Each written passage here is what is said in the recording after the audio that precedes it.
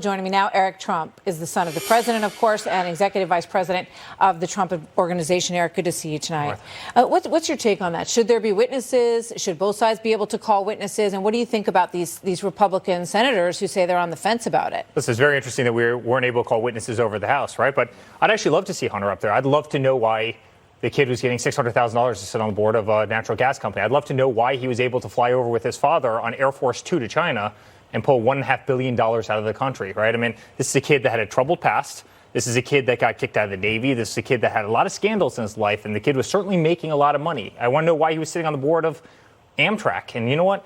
Why don't you go above that? Why don't you ask Joe Biden that same question? Why don't you ask Barack Obama that same question? Hey, did you know that your vice president's son was making an absolute fortune while you were running policy in these various countries? You know, let's open up this can. I would love to see that happen because there is real corruption over there and somebody should do something about it. So, Rudy Giuliani has said that many times. You know, he stands by his belief that there's corruption there. But when people look at the whole case, they say, well, then why would it be so singularly focused on Joe Biden and his son? Why not make it a broad corruption investigation? And why not involve the DOJ? Why was it so targeted through Mayor Giuliani and targeted at the Biden specifically? Well, isn't it kind of interesting that they always turn their back on? They say it has to be for personal political gain. Well, why is it that Democrats always turn their back? Is it just because Joe Biden's one of their own? Is it just because he's running against my father? They turn their back. Oh, there's nothing to see here. Let's just sweep it under the rug. You know, his son clearly wasn't doing anything wrong, even though he was actually making an absolute fortune. I mean, no one's willing to expose this nonsense. And this is what's happened in Washington, Martha, for so long. People make a fortune. People cash in.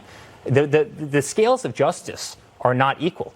If I did that, I would be murdered for it. I would be crucified. I'd be killed for doing that. But because Hunter Biden is a Democrat, no one wants to even talk about the problems that he had. And you know what? It's a sham, and it should be addressed.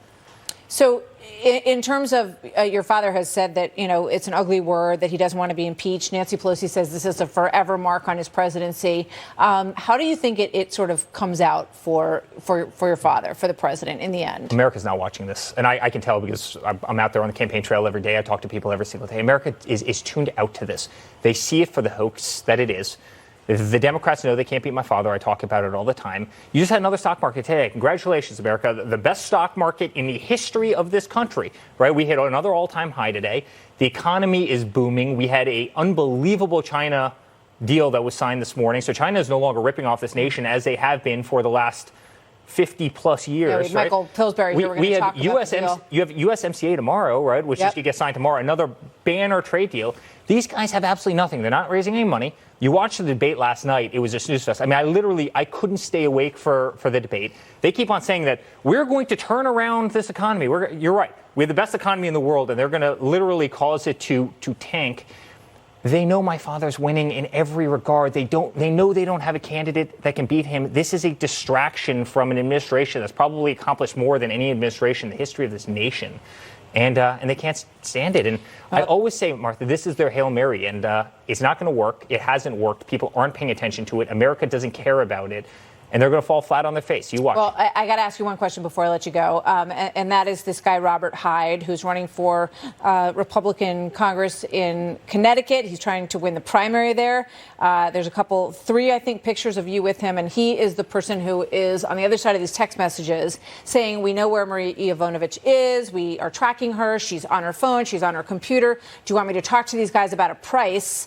And what do you want them to do? I mean, it's very shady sounding. And as I said, somebody's putting around pictures of you with him on Twitter. Yeah. Do you know him? And what do you say about the pictures? Well, I think you've told me before that he even said that Eric wouldn't know him. I think he did. You said that, right? He says next to his picture, which is, next to these Twitter pictures, he says, I'm not sure. I met Eric Trump a few times. I'm not sure he would remember me. Listen, we take thousands of selfies a day. I have no idea who the guy is, good, bad, or indifferent.